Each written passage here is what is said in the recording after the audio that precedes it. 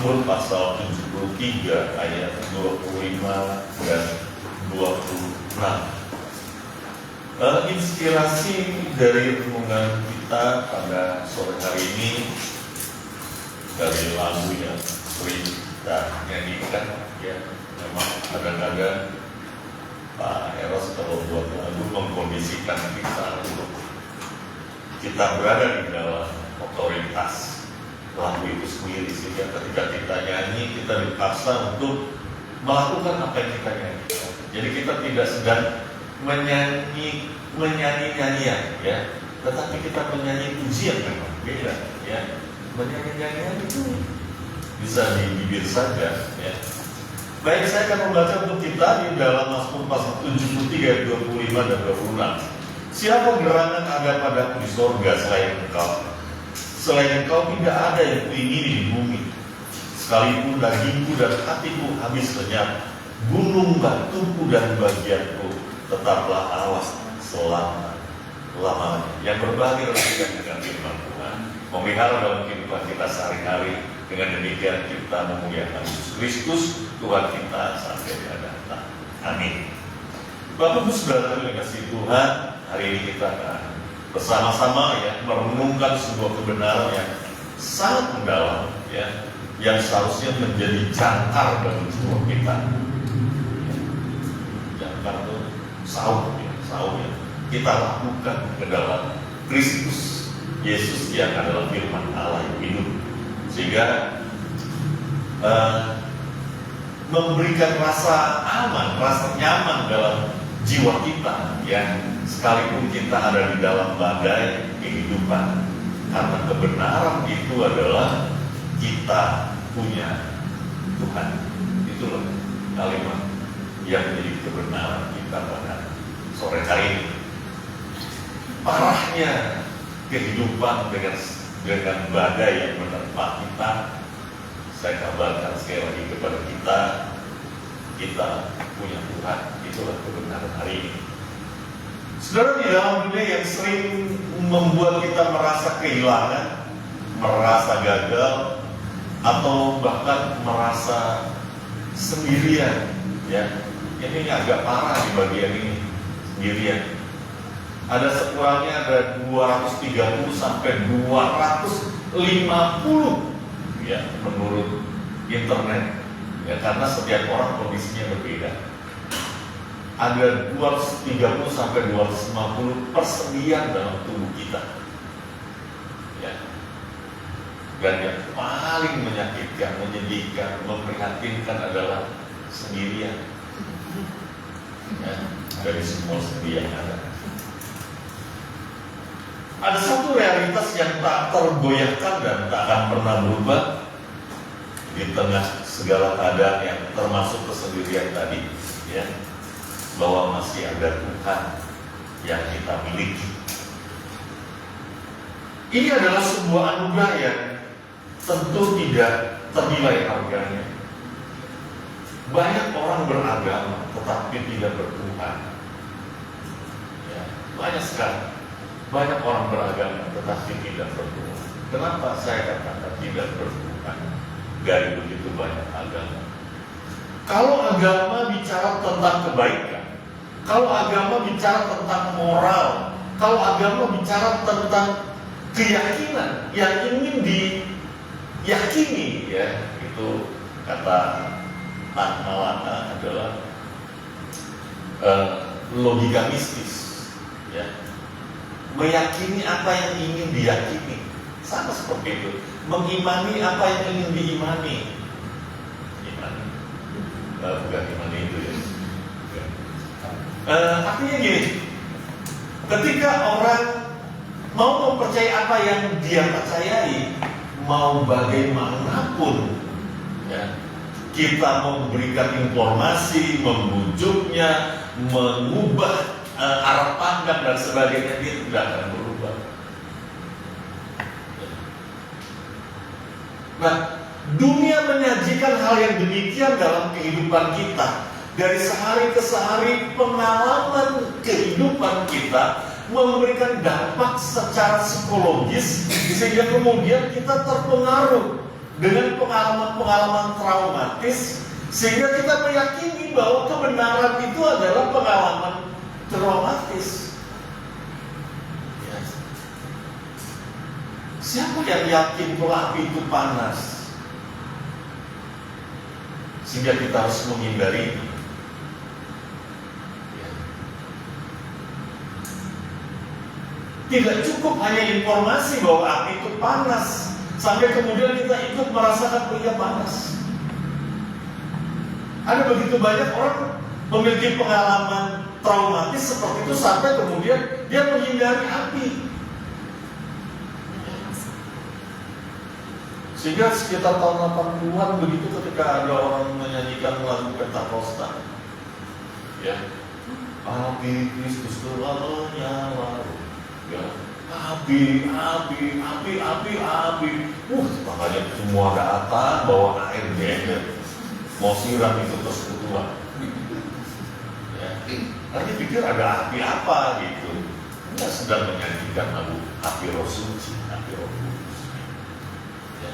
Kenapa mereka lakukan hal itu? Karena pengalaman traumatis. Ya. Kalau ada tetangganya kebakaran, dia harus ikut serta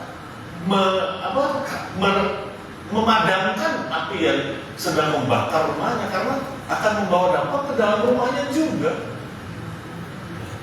Dia nggak bisa tidak peduli dengan kebakaran di tetangganya. Tapi bagaimana kalau sedang kelaparan di sebelahnya? Kita nggak tahu, Pak. Atau mati saja, ya. Ditanya, kenapa mati? Nggak makan. Ya kalau makan udah nggak mati dong. Gitu maksudnya ya. Gimana sih? Ya begitulah. Ini bolak-balik aja. Artinya gini saudara, kita punya pengalaman dalam kehidupan kita, sehingga seringkali pengalaman itu lebih kuat mendorong kita untuk melakukan sesuatu, tidak lagi mendengarkan apa yang Allah bicarakan, apa yang telah Allah tuntun lewat kebenaran firman Tuhan seperti di dalam Mazmur pasal 16, sampai kemudian kita nggak tahu lagi bahwa Allah telah begitu dekat dalam kehidupan kita, seperti hadirnya Tuhan secara imanen, secara transenden juga. Ya, Allah di surga, tapi juga Allah di sini bersama dengan kita. Minggu-minggu ini adalah minggu-minggu tentang Roh Kudus dalam segala potensinya terhadap gereja. Sebabnya saya masih bicara tentang hadirnya Tuhan, hadirnya Roh Kudus, dan di tengah segala badai yang sedang kita hadapi masih ada Tuhan bersama dengan kita. Saudara dikasih Tuhan, jangan pernah merasa kehilangan, jangan pernah merasa gagal, sebab Tuhan adalah kecukupan kita. Saya agak berat ya membahas tentang ini, ya, bahwa Tuhan adalah kecukupan kita. Kenapa saudara? Karena seringkali kita dibebani oleh perasaan kehilangan. Ya. Kita, saya terganggu dengan suara notif ini, nggak jelas. Ketika kita kehilangan harta, kehilangan orang yang kita kasihi, kehilangan kesempatan, ya, dan itu mempengaruhi kita. Nggak bisa enggak, saudara ya. Tetapi jangan merasa kehilangan apapun selama kita mempunyai Tuhan. Nggak usah. Ya.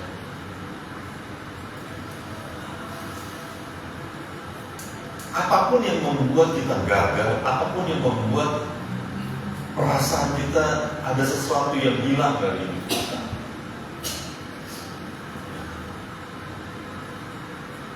Beberapa kali kami kehilangan motor. Saya beberapa kali juga kehilangan dompet.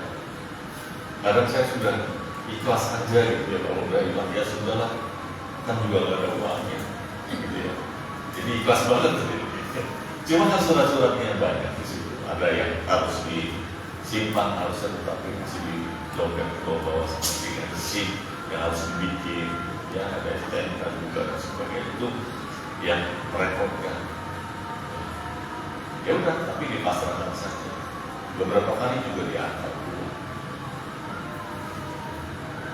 Kehilangan motor, nah juga ya belajar ikhlas. Nah, kehilangan kesempatan sering juga ya. Yang membuat saya masih tetap ada sampai hari ini adalah saya bersyukur tidak pernah kehilangan Tuhan dalam hidup saya. Susah, tidak mudah. Tetapi menyadari bahwa Tuhan yang menyertai itu masih setia sampai hari ini, cukup itu. Ya. Cukup. Nah, bagaimana kita bisa menanamkan nilai yang sedemikian rupa sehingga kegagalan kita itu tidak mempengaruhi kehidupan kita? Sebenarnya ini tidak lahir begitu saja, atau oh dia punya bakat dari lahir. Dari lahir memang dia diciptakan untuk pelengkap penderitaan. Ada loh, ya. Ada orang yang begitu berpikir, udah nasib saya itu Pak, udah nasib saya itu. Ya. Jadi seolah kehadiran ini dalam dunia ini ya jadi objek penderita aja. Kumpul sama temennya dia jadi objek penderita, dia bekerja jadi objek penderita. Di mana aja dia menderita. Ya. Nggak pernah dia menemukan sesuatu yang membahagiakan dia. Di dunia kerja dia mengeluh, di dunia sekolah dia mengeluh, di pelayanan dia mengeluh, di gereja mengeluh, tidak gereja mengeluh. Emang isinya mengeluh. Ya. Udah kayak sapi. Manusia mengeluh, sapi melenguh. Nggak jauh beda. Melenguh sama mengeluh kan beda-beda fikisannya. Ya. Jadi saudara dikasih Tuhan, selama kita memahami bahwa Allah yang berjanji setia menyertai kita dan Dia masih bersama dengan kita masih punya Tuhan, jangan merasa gagal selama kita masih ada Tuhan. Selama kita masih punya Tuhan, kita juga masih punya kesempatan untuk memperoleh apa yang kita harapkan. Saya tahu ada lagu yang mana itu, anak cucunya tidak akan itu di 73 dibalik dari 37 ayat 25. 73 menjadi 37 ayat 25. Ya ini ya ayat 25 dulu ya. Dahulu kita baca sama-sama 1, 2, 3. Dahulu aku muda, sekarang telah menjadi tua, tetapi tidak pernah kulihat orang benar ditinggalkan atau anak cucunya minta ditaruh di ayat 26. Tiap hari ia menaruh belas kasihan dan memberi pinjaman, dan anak cucunya menjadi berkat. Bayangkan. Ya. Jadi Mazmur 73 ayat 25 dan 26, lalu kemudian Mazmur 37 ayat 25 dan 26 saya korelasikan. Ya memang ini berkesan antropologi. Ya, saya tidak sedang mengekspositori, tetapi saya menggunakan topik. Topiknya adalah selama Tuhan ada bersama dengan kita, jangan pernah merasa ya, kurang, kehilangan, sedih, gagal, dan sebagainya. Saudara terkasih Tuhan, di tengah hidup keramaian dunia ini, di tengah perasaan tersindir atau merasa tidak mempunyai siapa-siapa, kita mempunyai satu, yaitu Tuhan. Jangan pernah meremehkan betapa besarnya nilai Tuhan yang kita miliki, karena mempunyai satu Tuhan itu cukup. Ya. Kenapa? Gini saudara, Yudas cuma satu. Ayat 20. Yudas 1 ayat 20. Coba kita baca. Yudas 1 ayat 20. Ya. Kita baca sekali. 1, 2, 3. Akan tetapi kamu, saudara-saudaraku yang kekasih, bangunlah dirimu sendiri di atas dasar imanmu yang paling suci dan berdoalah dalam Roh Kudus. Saudara, mari kita perhatikan kembali ayat bagian B ini. Bangunlah dirimu sendiri di atas dasar imanmu yang paling suci. Ini bicara soal keyakinan yang paling suci. Tidak bicara tentang doktrin. Apakah Yesus itu adalah Bapa yang menjelma menjadi manusia? Karena firman-Nya adalah Bapa. Bapa adalah firman menjadi manusia, lalu kemudian Yesus berkata, aku dan Bapa satu, lalu kemudian kita pahami, jadi Bapa ya Yesus ya Bapa, gitu. Terserah. Gak usah pusing dengan keyakinan seperti itu. Mau monoteisme, mau trinitarian, mau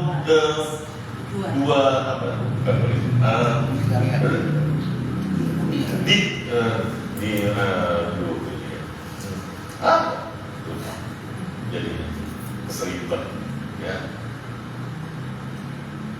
Mau monofisik, mau duofisik, tentang Yesus, ya. Ditunggal maksud saya, ya. Terserah.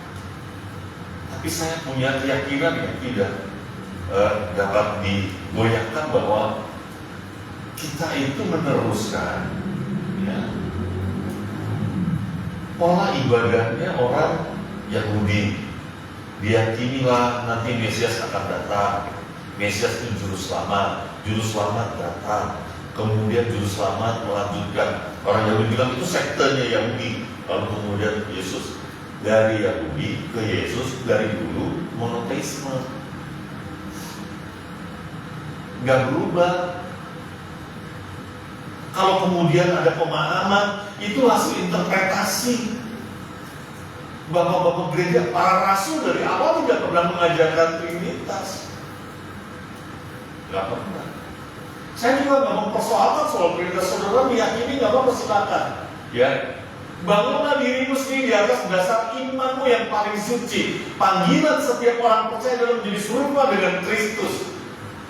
Dan apapun tantangannya, kita sudah pernah punya, ya, kayak gitu dulu. Apapun tantangannya, menjadi serupa dengan Kristus. Nah, kalau kita menjadi serupa dengan Kristus, apa yang Yesus lakukan, itu yang kita lakukan.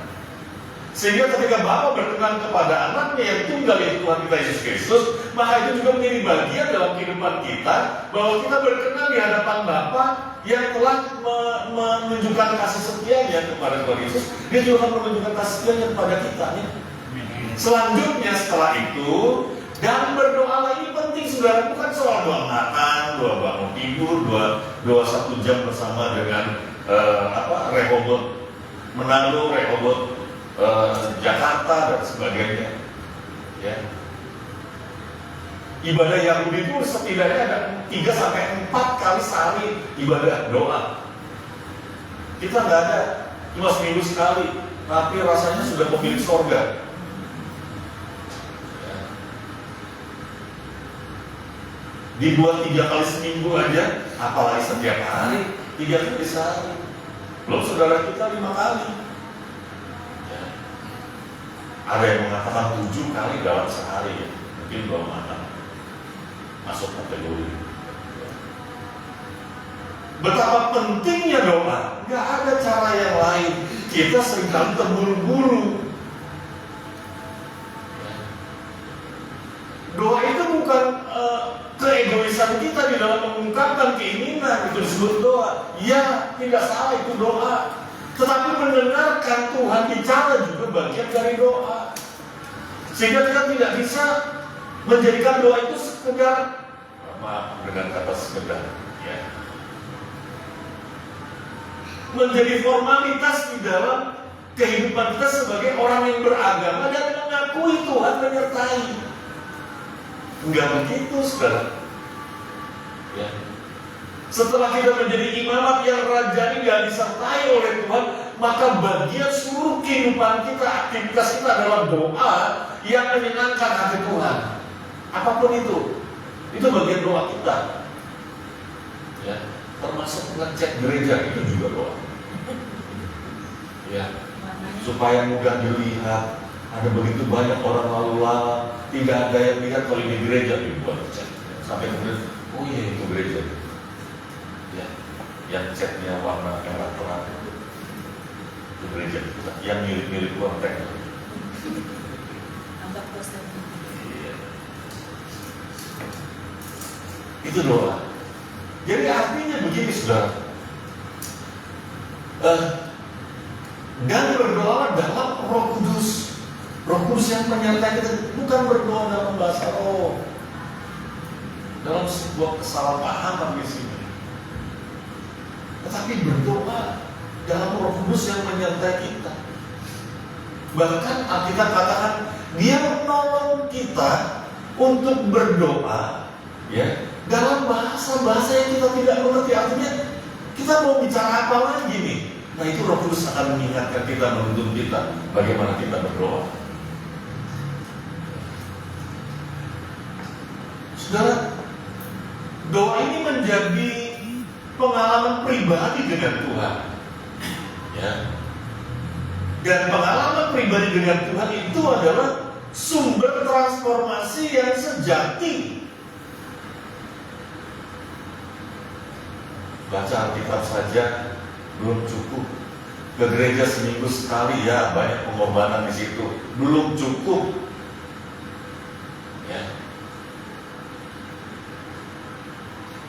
Harus ada doa yang berkesinambungan setiap hari dalam setiap aktivitas kita, sehingga terbangunlah satu hubungan yang intim, yang intim oleh karena intimasi lewat doa tadi, sehingga kemudian kita menjadi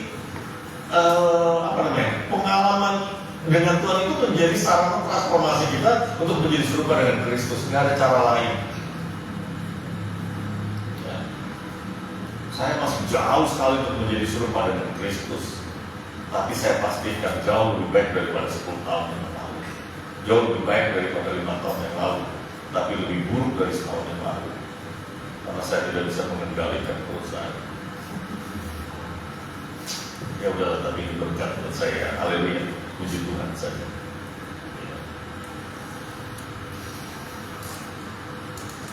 Kita mungkin memiliki banyak pengetahuan tentang teologi, menghafal banyak doktrin, kita mungkin pandai bicara tentang Tuhan. Namun, mari kita renungkan, bagus sekali, ya lagunya bagus.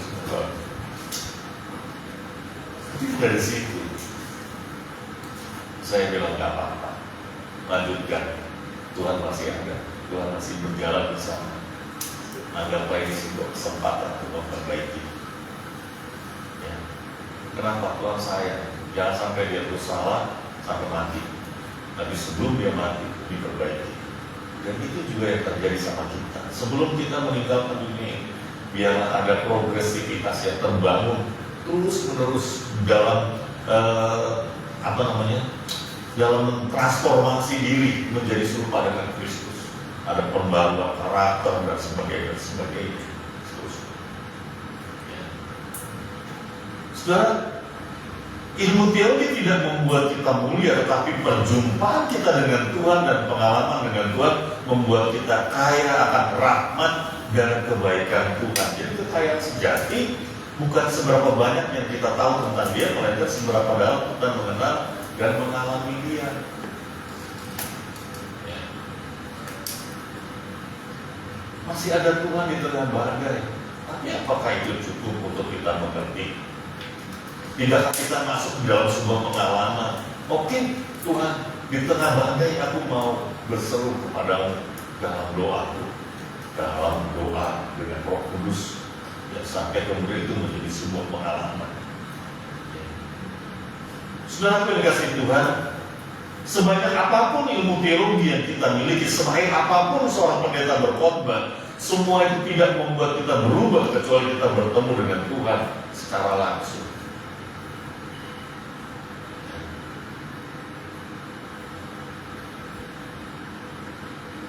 mengalami dia, mengecap dia. Dan Tuhan kita itu bukan konsep. Ada begitu banyak konsep kita coba bangun untuk dapat memahami tentang pribadi Yesus. Oh, dia di 100% Allah, 100% manusia. Kalau Allahnya terbagi menjadi dua, ditambah lagi ada Roh Kudus. Kita penyembah politeisme, menyembah banyak Allah. Enggak ngerti sih kamu. 3 tapi 1, 1 tapi 3. Musiman, nggak usah punya pahami itu.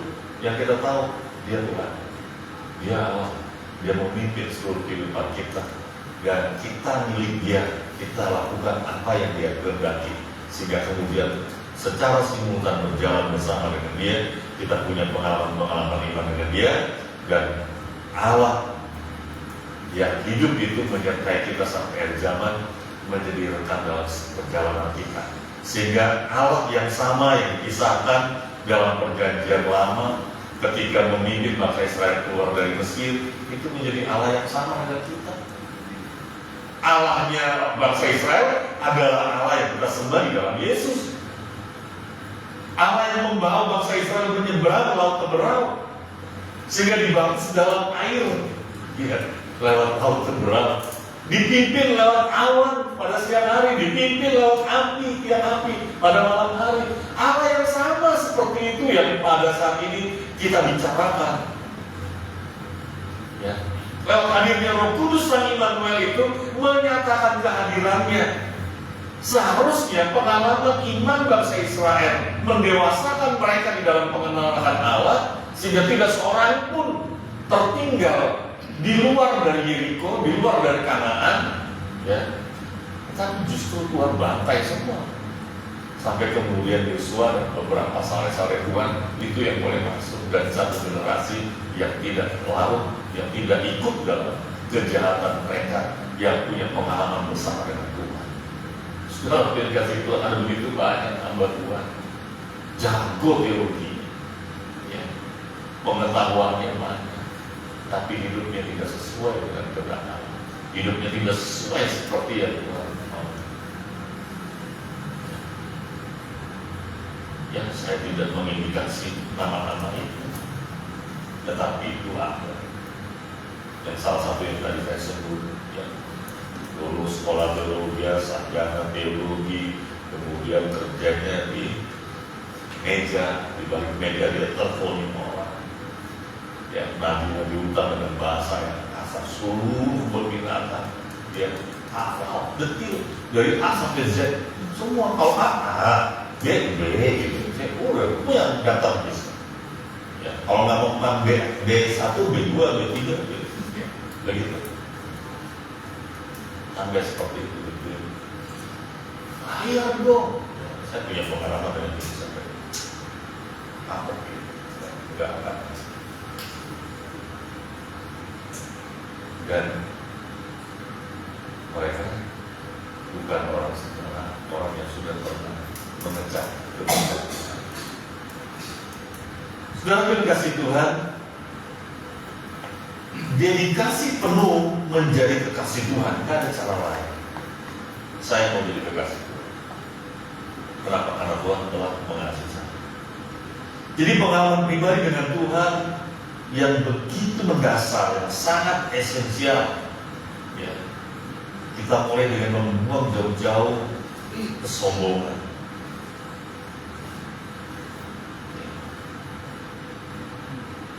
Karena tujuan kita bukan untuk terlihat pintar, tetapi untuk menemukan Tuhan sampai Tuhan mengatakan kamu kekasih. Nah, kita bangun obsesi kita sampai Tuhan, kita dengar sendiri bahwa kita adalah kekasih Tuhan. Bukan didengar dari pemkhotbah bicara, ya, para kekasih-kekasih Kristus. Dan kita terangkat, aduh terima kasih Tuhan, saya diingatkan bahwa saya kekasih Kristus. Jangan sama, hanya sampai kepada pendeta saja. Ya, perjuangkan untuk sampai kita mendengar sendiri sahabat hambaku yang setiawan, sahabat kamu kekasihku, akhirnya datang juga masuk. Tapi kita mulai dari sini, saudara ya. Saudara dikasih Tuhan, ketika kita menjadi kekasih Tuhan, nggak ada yang bisa melawan kita. Bahkan tadi ya di dalam Mazmur pasal 37, ketika kita berjuang menjadi orang benar, saya masih ada yang saya lihat lah ya, bagaimana Pak Heri, Opa Mundur, ya. Saya kenal itu bagaimana dia berjuang untuk menjadi orang benar. Dia bukan orang yang sempurna, tapi dia berjuang untuk itu. Ya, di hari tuanya, orang udah pensiun waktunya dia masih pergi, ya, pelayanan, jauh pelayanannya. Ya. Dia punya tanggung jawab di Jatinegara, berangkat ke sana. Ya. Wah, berjuang luar biasa. Saya cuma satu aja tuh. Tinggal ini kan kadang-kadang ketinggalan ya. Kalau bapaknya hamba Tuhan, yang doain bapaknya itu bukan cuma dia. Tinggal nikmati. Saya harus benar. Maka berkatnya orang benar tadi turun ke anaknya, turun ke cucunya. Tinggal begitu doang. Mudah ya? Mudah secara teori. Kenapa? Anak-anak berada di dalam tantangan kehidupan yang masing-masing. Ya. Tapi kalau mau ditarik satu-satu untuk contoh, gitu ya, ada contohnya. Ya. Saya lihat Pak No sudah mulai lebih bijak di status-status, sudah lebih bagus kalimatnya sudah. Nggak ada lagi fuck you, kan? Kemarin pas banget bertemu sama dia, terus terang. Sekarang enak kalau kita baca status yang baru-baru ini, kalimatnya apa ya? Pengalaman lapangannya itu teraktualisasi dalam dirinya, kemudian dikemas demikian, kalimat itu kemudian cari yang cocok dan sebagainya jadi status, dan statusnya sudah lebih baik. Bukan mustahil, saudara. Di tangan Tuhan dia ada yang nggak mungkin. Ya bukan nggak rusak. Kalau lihat tampilannya, ya jahat banget dunia ini. Ya. Tapi kalau Tuhan benahi, ada begitu banyak pendeta hancur badan. Ya. Tapi dia memimpin jadi pendeta anak-anak. Artinya dia punya kesempatan. Kalau dia punya keyakinan, saya yakin masih ada Tuhan. Saya yakin Tuhan masih sayang sama saya. Saya yakin dia akan berikan kesempatan berikutnya. Karena ini terbangun di dalam diri dia. Bukan mustahil. Dia akan dipakai Tuhan untuk hal-hal yang luar biasa. Ini yang disebut dengan berkat anak cucu orang benar, turun terus mengiring. Sampai pemazmur mengatakan enggak akan ya, anak cucunya minta-minta roh, enggak. Nah kalau begitu, bagaimana dengan kita? Kita mulai aja dari kita. Kita mau jadi orang yang benar di hadapan Tuhan, di hadapan sesama. Belajar bangun kejujuran, jauhi dengan kebohongan, sombongan dan sebagainya. Sampai kemudian kita berkenan di hadapan Tuhan. Ya kalau kita tidak nikmati hari ini, biar anak cucu kita menikmati apa yang kita kerjakan saat ini. Saudara berkasih Tuhan, di tengah badai kehidupan masih ada Tuhan. Mazmur pasal 51 ayat yang ke-11.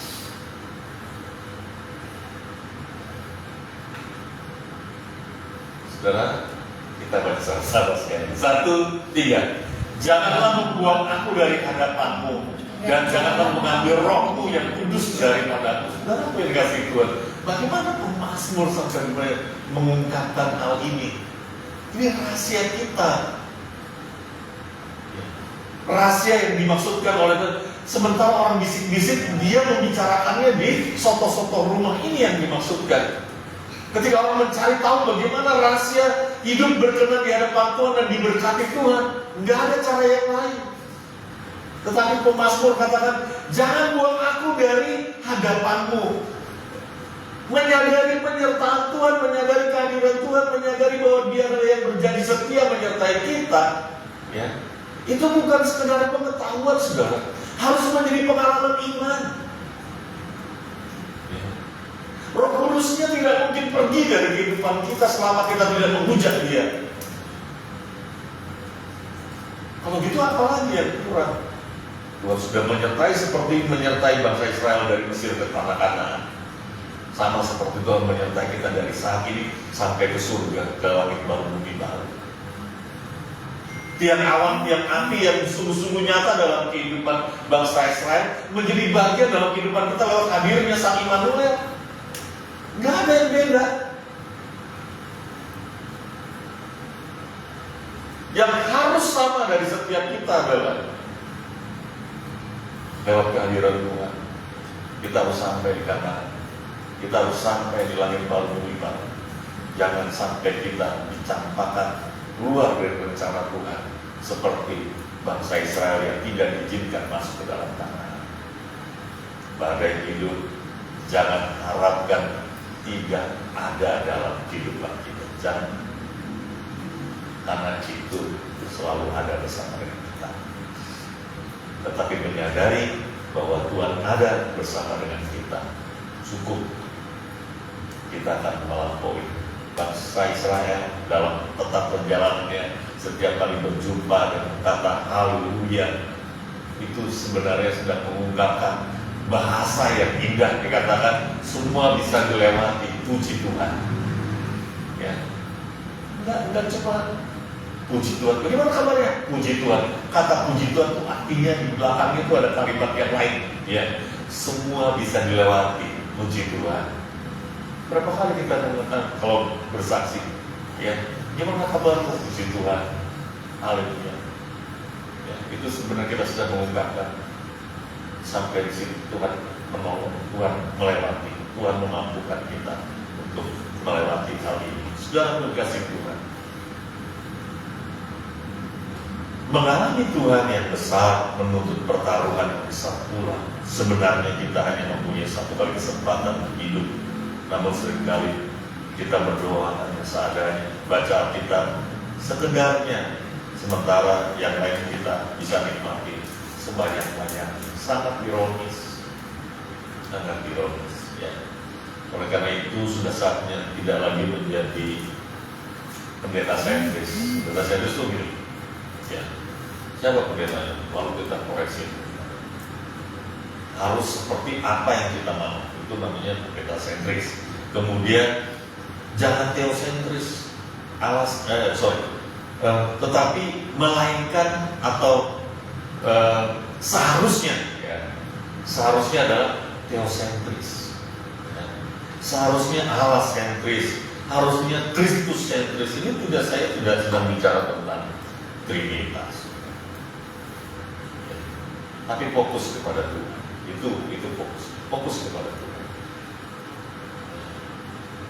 Di Mazmur pasal 16 ayat 11 tadi juga saya menyampaikan kepada kita, jangan fokus pada masalah, fokus kepada Allah. Ya. Allah lebih besar daripada masalah kita ini sama.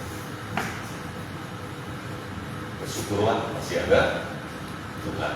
Ya, mari kita berkomitmen untuk mencari Tuhan dengan sungguh-sungguh. Ya, bukan dalam arti kita tidak menemukan Tuhan. Tuhan yang bersama dengan kita. Tapi mari kita korelasikan seluruh aktivitas kita di dalam kehendak Tuhan. Itulah yang dimaksud mencari kehendak Tuhan untuk kita selaraskan. Ya. Jangan merasa kehilangan apapun selama kita mempunyai Tuhan. Jangan merasa gagal selama kita masih mempunyai kesempatan untuk menemukan Tuhan. Karena Tuhan tidak pernah jauh dari hidup kita. Tuhan harus memberkati kita. Mari kita berdoa. Bapa Surgawi, kami bersyukur masih ada Tuhan yang menyertai kami. Masih ada Tuhan yang mengasihi kami. Masih ada Tuhan yang memberikan kesempatan seperti hari ini. Masih ada Tuhan yang rindu menyertai dan menolong kami, menghantarkan kami untuk menjadi saleh-saleh Kristus sampai kami telah berjumpa muka dengan muka. Biar Tuhan menolong kami. Hamba-Mu berhenti, biarlah Roh Kudus meneruskan apa yang harus diteruskan kepada setiap kami. Biarlah segala kesulitan, tantangan kehidupan, dan semua hal yang membawa kami keluar dari rencana dan kehendak Tuhan itu tidak menjadi fokus kehidupan kami lagi, tetapi kami fokus kepada Allah yang menyertai, Allah yang memberkati, Allah yang masih ada bersama kami. Terima kasih Tuhan, dalam nama Yesus kami sudah berdoa. Amin. Kita berkata.